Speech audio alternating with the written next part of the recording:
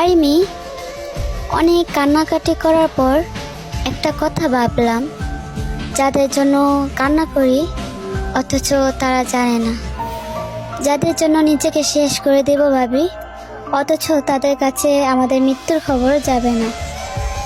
এত কান্না করে কী লাভ? তাই আমি একটা সিদ্ধান্ত নিয়েছি, আমরা বাংলাদেশে যে বিটিএস আর্মি আছি সবাই একসাথে মিলে একটা মাফিয়া গ্যাং তৈরি করব। তারপর সাউথ কোরিয়া যাইয়া হামলা করে 7 ব্যাটারে তুলে নিয়ে আসব।